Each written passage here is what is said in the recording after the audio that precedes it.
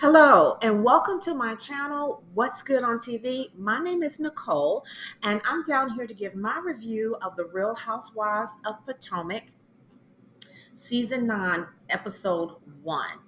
I, to be transparent, I did swear off Potomac last year. If you've watched Potomac in the past, then you know it got kind of dark. There was lots of fighting and colorism and things like that. And I was like, no, I watch television for a tee and a laugh. I don't watch television to be triggered and have bad memories come up. So I swore it off. But they've gotten rid of some people, they got some new folk. They're supposed to have a new vibe. So I got a little nosy, thought I'd peek in, kind of look around, poke my head in, see how it's going. And I have to say, this first episode was good. So I will probably stick around and see what else happens. So this episode opens up with actually a reenactment. And it is the reenactment of Karen Hooger's car accident. I'll put that in air quotes. So you kind of get a sense of you're from the driver's perspective, and it's dark and it's blurry, and there's a deer and a crash. And honestly, at first I thought it may have been in poor taste. I'm not real sure. If I was Karen, though, I wouldn't like it. I wouldn't appreciate it at all. If I was Karen, I would wonder, do these people like me? Why would you do this? But also, I review Sister Wives, and I feel like Sister Wives production team, they're not trying to give you nothing. So I kind of appreciate production trying to give us a little something, but I don't know if I thought it was in good taste. But anyway, the scene goes black, white letters come up, and we learn that Karen has been in a accident and she has been charged with driving under the influence, along with a bunch of other stuff. Then the next scene we see is Giselle, and she is driving in her car. And we're going to get that scene at least once every season where Giselle is in her car talking to somebody, but this time it ain't regular Robyn. So she's not talking to Robyn this time. She's actually talking to Ashley. And can I say, I did not miss Robyn that much. I still think if they were going to get rid of one of them, I think I may have enjoyed seeing Robyn stay versus Giselle. But I do get that you need somebody like Giselle who is a, pot stirrer. But I think Robyn may have been more herself without Giselle, and that may have been a more fun Robyn. But anyway, Robyn is gone. She's out for a little something out on the ground floor. But we see Giselle. She's in the car. She's talking with Ashley. They're being shady together. Ashley's another one they could have. Anyway, so there. Ashley reminds us that this is actually a second DUI for the Grand Dame. And we're talking about how they're getting ready to go to lunch. And so we see Giselle. She pulls up to the Grand Dame's house. The Grand Dame comes out and they're, how you doing? They're in the car. They got the car camera angle. There's a question of, should I drive past the site? And, the Grand Dame says, well, no, it's fine. Let's not, but, it's fine either way. They see some deer. They take it as a sign because there were supposedly deer that night. They arrive at a diner that they're going to have their lunch at, and it's an okay looking diner. It's not, Potomac isn't kind of like the other housewives where they're always dining in nice places. So this place is just, okay. Um, so they're having, their meal, and Giselle brings up, of course, her recent troubles, Karen's recent troubles. And, she is trying to come from a place of concern for her. However, it also comes with some finger wagging. She's saying things like, I see you as a smart person, but I don't see you doing smart things, or something along those lines. And so I could see where you may feel like, okay, this is not coming from a place of love. You are trying to be messy, and that is kind of her MO, and she's kind of earned it. Giselle has, but the Grand Dame is not having it. Karen is not having it. She is side eyeing her.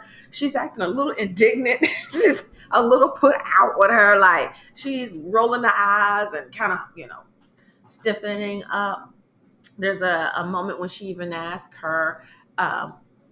hey, when is your court date? Giselle says, hey, when's your court date? And Karen says, you can read. I'm gonna tell you what, I tell you could read. Giselle is, not known for her care for people, but I do think that maybe in this moment she was trying to come off as a genuine friend and, in her way, show that she was concerned about her and kind of wants better for her. So Giselle also goes on to say that she wants to have a birthday party or lunch or brunch to celebrate Karen's 65th birthday. And they kind of run over the guest list. And in doing so, we kind of get the names of a couple of the new people on the show, which is Vivian and Stacy, who we will meet later. The owner of the shop kind of comes over, the diner comes over, and he gives them a free donut. And, Giselle said, "Oh, why do we get this free donut?" And he points out that the Grand Dame comes there quite frequently, and he absolutely loves her. And then he just tosses in all random, like, and she doesn't drink here. Not once has she ever drank here, and it feels really random. It feels real staged. And I agree with Giselle when she said this is planned and planted. And it definitely does feel like that. Like, why would you just randomly say, yeah, she don't drink here. And Giselle, not to be outdone, says, but you don't even serve alcohol. And he points to this other table, and there's a table full of ladies, like three ladies, and they're like holding up their glasses, like, yeah, they're having it look like mimosas. And so they kind of have a little tee. The next scene we get is Mia with Jordan. And I have to say, Mia looks good and Jordan looks good. Jordan looks like he's even lost some weight. And they are getting some ice cream and taking the kiddos to the park, doing what normal families do until you realize this is not a normal family. Mia has moved on in her love life and she has a new boo. And actually, we learned that when we see Karen and Giselle, because they're kind of gossiping about her and they're making jokes about how her new boo is actually kind of short and how Mia is always in pictures like behind him so that it gives the illusion that they're closer in height. And Karen referred to him as DJ Apple Crate because he needs an apple crate to stand on to be next to her. Uh, but Mia seems very, very happy. They showed us several pictures of them multiple times of them at the beach and whatnot. So Mia's talking to her husband, he's not her ex yet. And she's telling him about, how she tried in the marriage and he's not agreeing. He's like, if you really tried, you wouldn't have ran off to another man. I am not real clear on the expectations in this marriage because I always thought their marriage had this openness in it. So I don't understand his, like, what was the expectation? So Mia informs us that they are actually living in the same building, not in the same apartment. But if you're going to co-parent, that might really be a good thing because now you don't have to drive anywhere to drop the kids off. It could just be, going down to your daddy's house or going up to your mama's house. So that could be a really convenient thing to be in the same building and offer some stability. Some I don't know, stability might not be the right word with offering that to their kids. So they get to talking about Ink, and that is the name of Mia's new boyfriend. And one of the things that Ink would like is a paternity test because he thinks that Jeremiah is his son. And Jordan is like, absolutely not. We will not be having a paternity test, which is odd because I'm like, Jordan, you brought this to the screen in the last season. So now that you've brought it out, people, this man wants a test. Why not? But he doesn't want to have one done. And he also does not want Ink taking his son to the barbershop. And Mia pushes back on it. I didn't really get the pushback on that. Jordan is the father. He is the only father that this boy knows. And apparently going to the barbershop is something that they do together, just the two of them. And I can understand Jordan saying, I don't want anybody else to infringe on this thing that I do with my son only. And Ink shouldn't want to infringe on that. Even if he turns out to be the dad, you have to find something else. You came in second tier. So you have to find something else you do with him. But this is the thing that Gordon does with his son. So let him have that. So it's not like he's losing haircuts, not getting haircuts. So I'm going to pause for the cause and ask that if you are still here, if you could hit that like button, it would really, really, really, really be appreciated by me. Or drop me a comment. That I would love even more. Thank you so much. So the next thing that we see is Ashley. We ain't gonna spend too much time on Ashley again. I actually could have went on with Robyn. Ashley is going to her attorney's office because after 2 years of playing around, she says she is ready to go ahead and get a divorce so that she can get to dating. And even the attorney is looking at her like, really? Yeah, okay, sure. And so we're just gonna move on from there. It really wasn't much to look at. I'm thinking, Miss Ashley, you had all this time to come up with a storyline, and this is what you came up with. Uh, the other thing I'm gonna say about Ashley is her confessional look. She had a confessional look where she was wearing this too tight, like bustier, and had this slick down wig, and she kind of looked all oiled up. Horrible look. Didn't care for it at all. So the next couple we see is Wendy and Addie. And I like Wendy and Addie. I could watch a whole show of Wendy and Addie with them and the kids and the mama. That's good TV, I think. But anyway, Wendy is moving into her home office because she's decided to quit teaching. And so she's moving her stuff into the home office, and her Eddie comes in with his Happy Eddie t-shirt on. I ain't mad at it. And Eddie is like, you will have to find somewhere else to put your stuff because, I mean, Wendy's literally just pushing his stuff to the side to make room for hers. And they talk about her quitting and how the mom isn't going to like it. And we see Wendy sit down to kind of type out her resignation letter and send that off. And that might be a reenactment, but I'm okay with it. And then we kind of see them kind of playfully go off to celebrate. I like them. I don't know why people don't like Wendy and Eddie. I like them.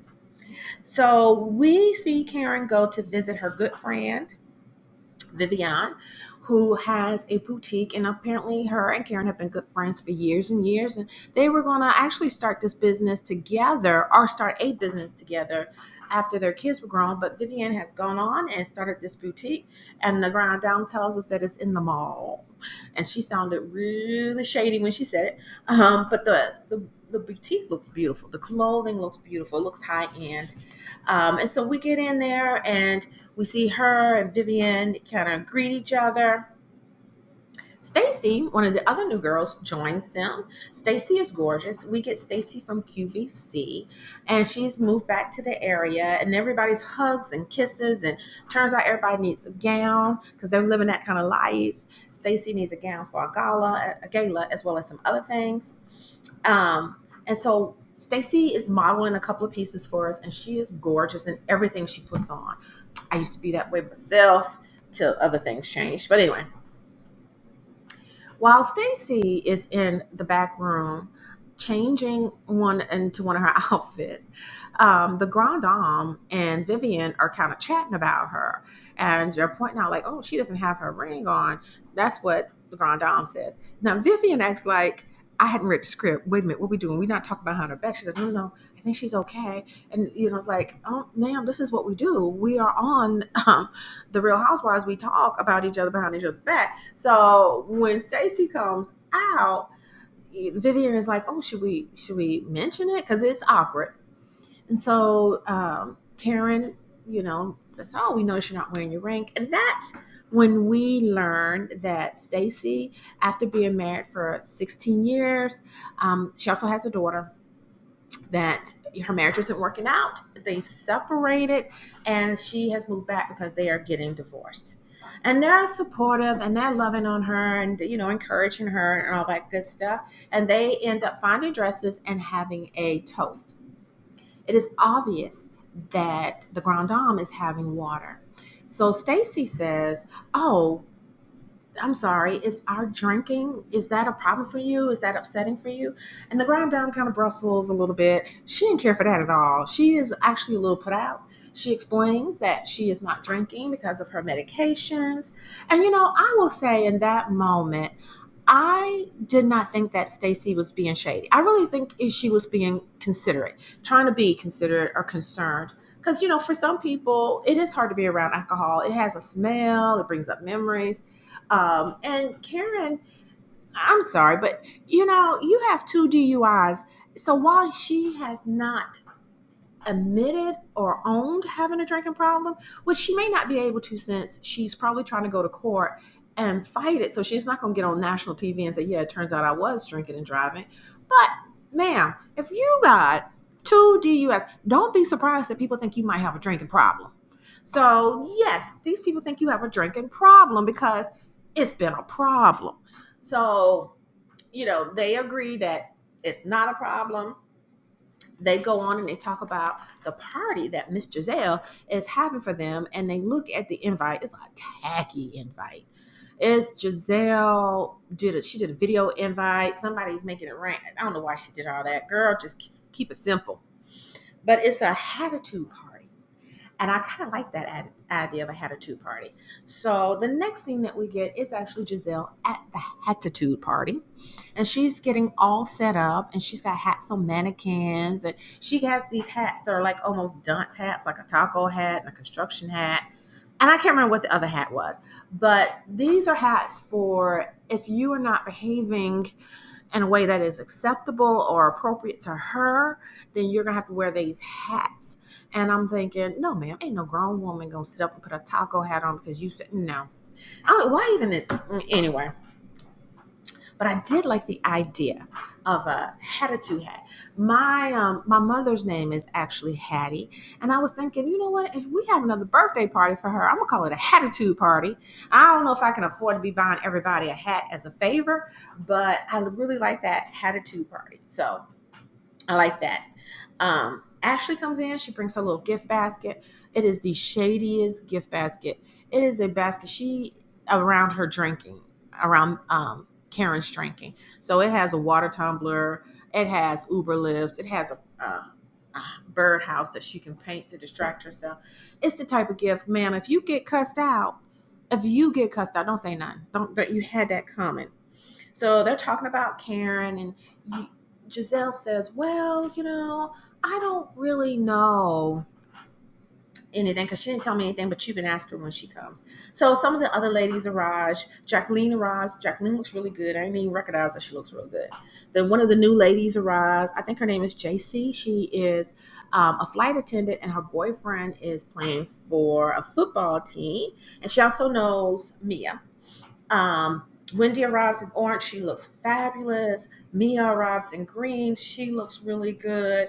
And so Karen is fashionably late. And this is what happens when you're late to a party. People sit around and serve you up. So they're sitting around, they're waiting for her. Have you heard about the drinking? Well, what about this? And Mia actually is the one that says, well, Jacqueline says she called and that she was drunk when she called. And when I tell you, I was with Wendy when she said, I want no parts. I want no parts. That's not going to go well. Karen finally arrives, and she is wearing something black. And she has on this black cowboy hat with the fringes that hang in your face.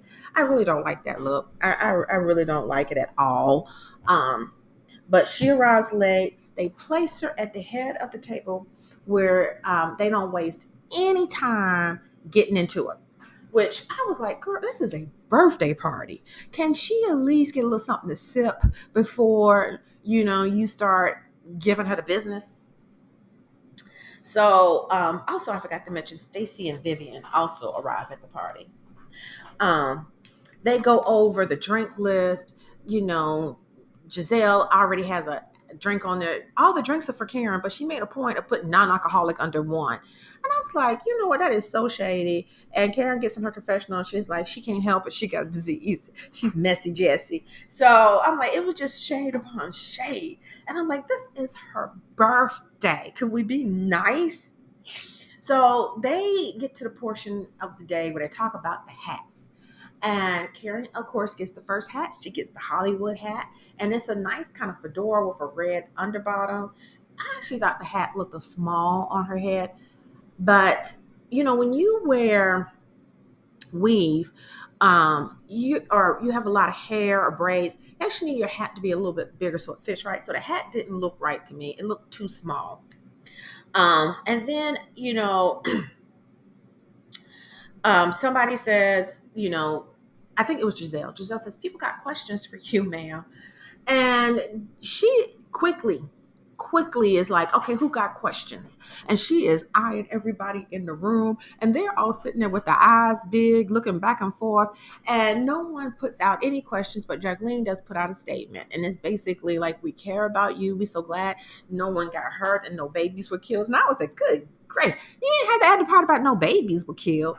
But she put out that statement, and Karen Brussels, and is like, listen, I want to know who are my soldiers, because I don't want no fake bees around me. And I'm like, I don't know about being a soldier, because I might want to be your friend, but a soldier, I'm not going to be out here marching and dying and you doing stupid stuff. But that's what she wants to know. Who are her real friends? And I'm thinking, girl, not these people at this table. Apparently not. Um, so Mia gets a hat, and before Mia gets her hat, uh, Giselle announces that her and Ashley have expanded their business to include wellness, which is funny because they ain't sold nothing yet, but whatever. Just that's for the show. Let's just skip over that. So Mia gets a hat, and her hat is called the King, right?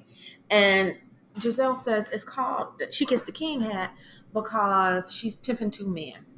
And everybody kind of laughs. And then Giselle says, hey, have you shared your new man with Jacqueline yet? And when I tell you, Stacy was like, what? Stacey was like, "What in the world?" And Mia didn't. She didn't blink her eye. She's like, "No, ink don't play about me. Not like that." And Mia goes on talking about how good it is between all of them and how they all just getting along so well. They're getting along so well that Mia, there was a time that Jordan's laundry wasn't done, so she did the laundry, and Ink had her folded. And Ink helped her fold his laundry and put it in his apartment. And when I tell you those ladies were looking disgusted, they were looking like, oh my God.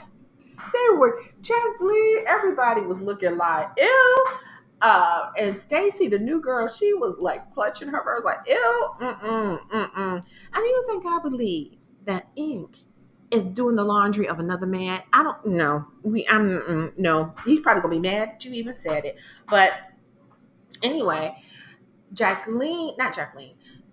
Karen and Giselle then take this opportunity to come for Mia. They decided to gang up on Mia, and they started out with, you know what, we're concerned about your children because we saw how they were plastered all over the internet and the social media. You're not protecting your kids. You're talking about their father and their paternity on these internet streets, and you're not doing enough to protect your children. And when I tell you, one thing I will give Mia credit for, Mia didn't throw anything this time. She didn't attack them. Because if I was Mia, I'd be like, listen here, Saucy Sue. You're not going to sit here and talk to me about nothing I got going on. And Giselle, you ain't got much room either. But she didn't attack them. But she did try to like go at them and explain, like, it's not me. Jordan brought this up. And she got really upset. And I can understand that because I am somebody's mom too. And, your heart is on your children. And to have somebody call you a bad mother and imply that you are not doing right by your children is so painful. And then to do it on national TV in front of all these people. And so Wendy even tried to jump in and help. Wendy was like, listen, that's too much. That's too much. But they were going at it.